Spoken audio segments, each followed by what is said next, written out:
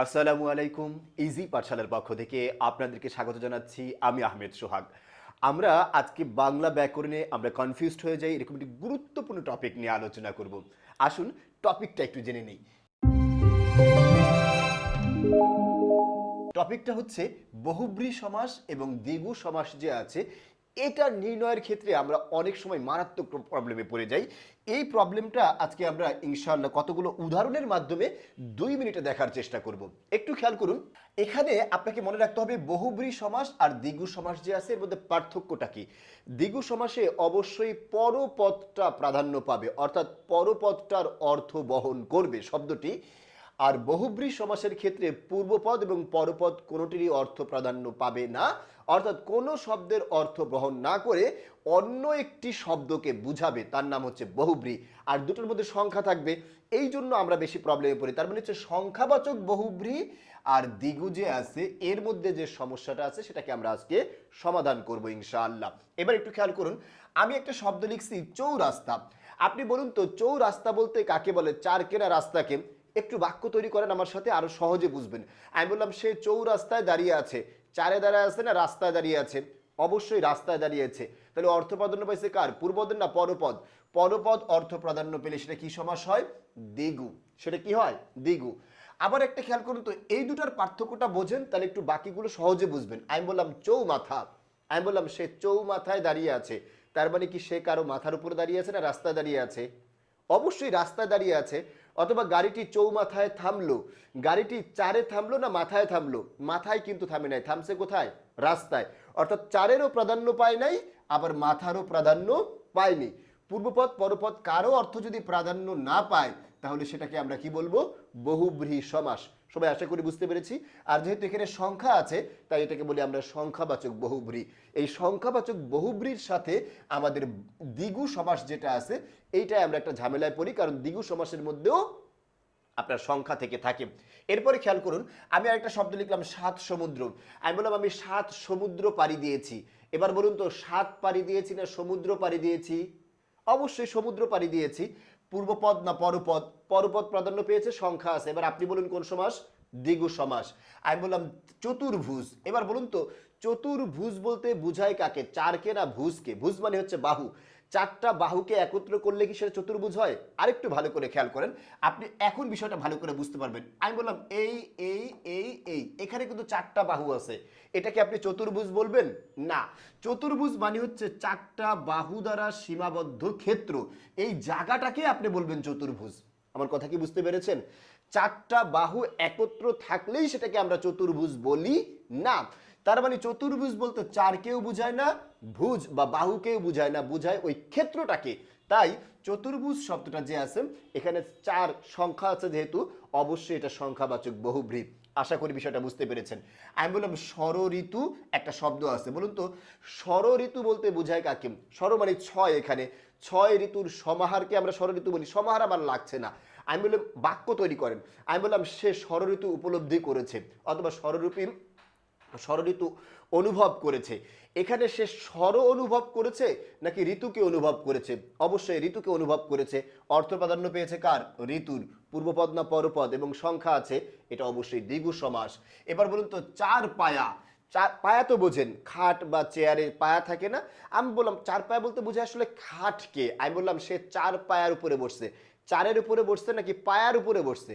সে কি আসলে পায়ার উপরে বসছে? না, বসছে হচ্ছে খাটের উপরে। চার পায়া বিশিষ্ট যেই জিনিসটা বা যেই বসার জায়গাটা, শোয়ার জায়গাটা, বিশ্রামের জায়গাটা, সেই জায়গাটায় বসছে। চারেও না, পায়াতেও না। তাহলে পূর্বপদ না, পরপদ না। তাহলে এটা কি সমাস হবে? এটা হবে বহুব্রী সমাস। আশা করি সবাই বুঝতে পেরেছেন। আচ্ছা, এরপরে আমি বললাম সপ্তাহ।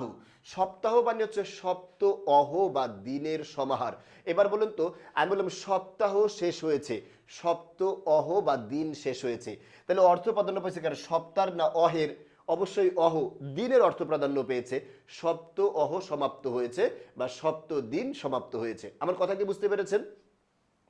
এখন আমি বললাম সে তার। এই সে একটা ফার্সি শব্দ, এর অর্থ হচ্ছে তিন। এর অর্থ কি? তিন। এবার বলুন তিনটা তারকে আমি আপনার এরকম একত্র করে রাখলে সেটাকে আপনি সেতার বলবেন? মনে করেন এটা একটা তিনটা তার, একটা তার, একটা তার, একটা তার, এটাকে আপনি সেতার বলবেন না। তিনটা তার বিশিষ্ট একটা নির্দিষ্ট বাদ্যযন্ত্রকে আপনি অবশ্যই শ্রেতার বলবেন। আমার কথা কি বুঝতে পেরেছেন? অর্থাৎ 3 তার হলেই হবে না, 3 তার বিশিষ্ট যে দ্রব্যটা, সেই দ্রব্যটাকে বলা হয় কি, যেই উপাদানটা আছে সেই উপাদানটাকে কি বলা হয়? শ্রেতার। বাদ্যযন্ত্রটাকে। আমি আশা করি বিষয়টা বুঝাতে পেরেছি। আমি বললাম ত্রিভুবন। ত্রিভুবন বলতে বোঝায় কাকে? দেখেন তো, ত্রিনকে না ভুবনকে, বাক্য তৈরি করুন। আমি বললাম তার ত্রিভুবন অবলোকন হয়েছে বা সে দেখেছে, সে ত্রিভুবন দেখেছে। তিন দেখেছে না ভুবন দেখেছে? অবশ্যই ভুবন দেখেছে। আবার আমি বললাম সে ত্রিভুবন পরিভ্রমণ করেছে। তিন পরিভ্রমণ করছে না ভুবন পরিভ্রমণ করছে? ভুবন পরিভ্রমণ করছে। অর্থপ্রাধান্য পেয়েছে কার? ভুবনের। ভুবনটা পূর্বপদ না পরপদ? অবশ্যই পরপদ। আর সংখ্যা আছে, অবশ্যই এটা দ্বিগু সমাস হবে। চৌকাঠ, একটু খেয়াল করেন, একটু ভালো করে। চৌকাঠ বলতে কি আমরা কাঠকে বুঝি? যে কোনো কাঠকে। আবার খেয়াল করুন, ওই যে 4টা কাঠকে, কাঠের টুকরাকে আমি এভাবে আয়না দাঁড়া করে রাখলাম, এটাকে আপনি চৌকাঠ বলবেন না। ঘরের দরজার ক্ষেত্রে একটা ফ্রেম যে আছে 4 কাঠ বিশিষ্ট, সেই ফ্রেমটাকে কি বলা হয়? চৌকাঠ বলা হয়। আশা করি বিষয়টা বুঝতে পেরেছেন। 4 কেও না, কাঠ কেও না, পূর্বপদ না, পরপদ না। এরপর আর একটা খেয়াল করুন, শতাব্দী। এখানে একটা মূল শব্দ হচ্ছে অব্দ। অব্দ শব্দের অর্থ হচ্ছে বছর। আমি বললাম শতাব্দী পূর্ণ করলাম।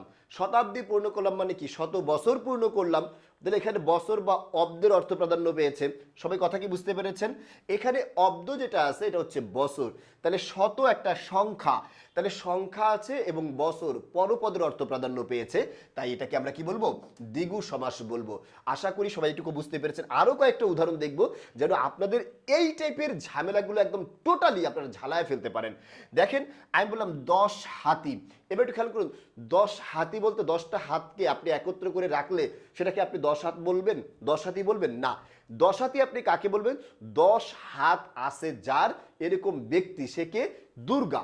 দুর্গাকে আপনি এখানে বলবেন। 10 কেও না, হাত কেও না। এখানে কিন্তু পূর্বপদ না, পরপদ না, কোনো পদে প্রাধান্য পায় না, প্রাধান্য পেয়েছে দুর্গা, অর্থাৎ অপর পদ বুঝিয়েছে, তাই এটা হবে বহুব্রী সমাস। অষ্টধাতু, একটু খেয়াল করবেন। আমি বললাম অষ্টধাতু তো সবাই চেনেন, 8টা ধাতুর সম্মিশ্রণকে বলা হয় কি? অষ্টধাতু, যেটা একটা আংটি বানানো হয়। এবার একটু খেয়াল করুন, অষ্টধাতু বলতে আমি এরকম বলতে পারি কিনা, আমি অষ্টধাতু সংগ্রহ করেছি।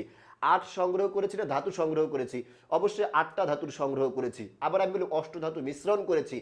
8 মিশ্রণ করছি না ধাতু মিশ্রণ করেছি? অবশ্যই ধাতু মিশ্রণ করেছি। অর্থ প্রাধান্য পেয়েছে কার? ধাতুর। এবং সংখ্যা আছে, এটা দ্বিগু সমাস। আবার একটু খেয়াল করুন, চৌবাচ্চা বলতে কি আপনি 4টা বাচ্চাকে একত্র করা বুঝান নাকি পানির ট্যাঙ্কিকে বুঝান? অবশ্যই পানির ট্যাঙ্কিকে বুঝান। তাহলে পূর্বপদ না, পরপদ না, সংখ্যা আছে, সংখ্যাবাচক বহুব্রী। আশা করি বিষয়টা বুঝতে পেরেছেন। দশচক্র মানে 10 ধরনের চক্র বা ক্রিয়া। দশচক্র বা ক্রিয়ার মাধ্যমে যে কাজটা হয় সেটাকে বলা হয় কি? দশচক্র। একটু খেয়াল করতে হবে, এখানে অর্থ প্রাধান্য পাইছে কার? চক্রের। মানে 10 রকমের চক্র দ্বারা ভগবান ভূত, একটা বিষয় বলে না, এই চক্র বা কাজ, এখানে কাজের অর্থ প্রাধান্য পেয়েছে। অথবা সে 10 চক্র করে, অথবা তারা 10 চক্র করে ভগবানকে ভূত করেছে 10 ধরনের চক্রান্ত করে। আশা করি বিষয়টা বুঝতে পেরেছেন। অর্থ প্রাধান্য পেয়েছে চক্রের এবং সংখ্যা আছে, এটা অবশ্যই দ্বিগু সমাস হবে। চৌচালা বলতে আমরা বুঝি কাকে? চারকে না চালকে বলুন তো? আপনি 4টা চাল মনে করেন, এইটা একটা ঘরের চাল, এইটা একটা ঘরের চাল, এইটা একটা ঘরের চাল, এইটা একটা ঘরের চাল। এই 4টা চালকে আপনি একের পর এক রাখলে সেটাকে আপনি চৌচালা বলবেন কখনো? না। চৌচালা হচ্ছে নির্দিষ্ট শেপের একটি ঘর। কথা কি বুঝতে পেরেছেন? যার 4টা চাল আছে। যার কয়টা চাল আছে? 4টা চাল আছে। তাহলে চৌচালা বলতে বুঝায় কাকে?